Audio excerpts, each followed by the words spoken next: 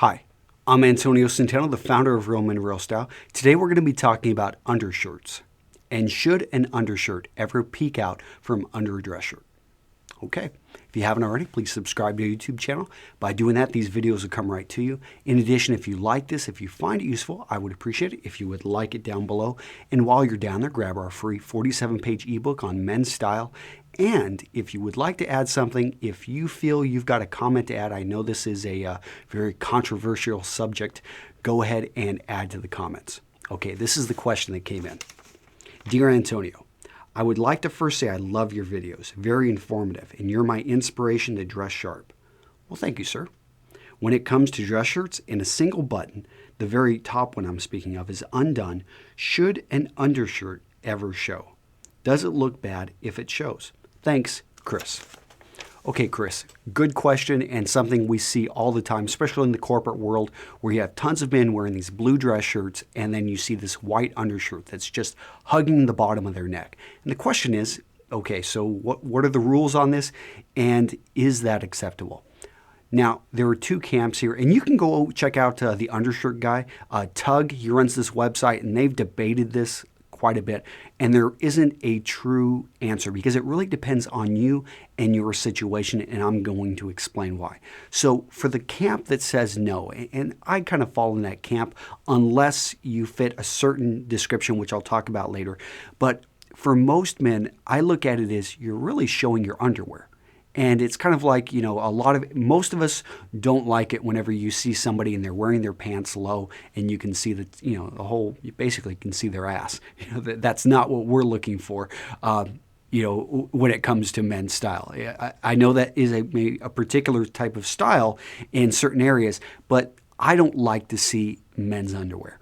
And the same is for the top, and we've kind of gotten away from that. A lot of people don't really even view undershirts as underwear. They're wearing them as outerwear.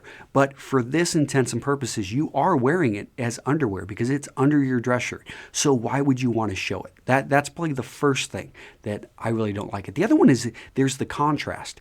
And now you want contrast on a necktie because it's beautiful and you want to draw attention to the silk going around your neck. Perhaps you want to have a dress shirt that's got a bit of a contrast on the inside of the collar. But why would you want to draw attention to, especially with a blue shirt or something of another color, to the white contrast right there up here around your Adam's apple, right below your Adam's apple? It's just something I don't know why you would want to have contrast right there, again, pointing out something that is your underwear. And finally, I think that wearing a V-neck undershirt whenever you are leaving the button undone, which is what I do. I've got an undershirt on made by a company called Rib Tee. Great company, by the way. I've done a review on them. But in any case, I wear their V-neck undershirts because I love not having to button this top button on my shirts, as you can tell. And you cannot tell that I'm wearing an undershirt, but I can tell because when I take off my clothing, I realize that my dress shirt is not going to be soiled in the armpits or anything, even though I've been doing these videos for a while this morning and I've been sweating.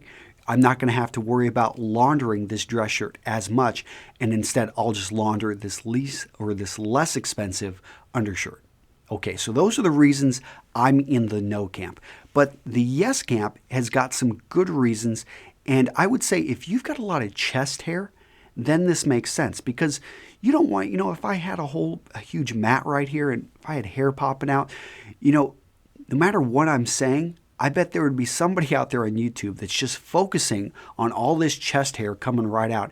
And they're not going to be, you know, thinking, wow, that's incredible. Well, maybe they will be thinking that's incredibly manly, but they're going to be thinking, man, that guy's Tom Selleck reincarnated or something. You know, it's something that's distracting. And so you don't want a distracting patch of hair coming out from under there. And I know a lot of guys who've got that, they try to, you know, trim it a bit, but they also realize that throwing on an undershirt helps keep that under control and shows that they try to take steps to manage that. And then there's also men who have tattoos or scars or birthmarks, which they just don't want people, they would rather draw attention to that little bit of the undershirt than have people notice that they've got maybe a tattoo that, you know, they picked up when they were 20 years old, or that they've got a birthmark that they just don't want people seeing, or a mole or something.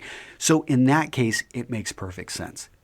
Now, if you really don't care, well, I would say this is on the when it comes to the totem pole of men's style, this is pretty, far down there. So it's not super important, but it is something if you're looking to up your game, you're in a corporate environment, I would try switching to the V-neck undershirt. I think it's a great compromise. You're not going to lose protection. I'm not a big fan of the sleeveless, the ones that, they're called wife beaters. I don't like that term. And yeah, in any case, I don't think they offer the right type of protection either. So that's my answer. Hope you like it. Like to hear from you guys in the comments, and I will see you in the next video. Bye-bye.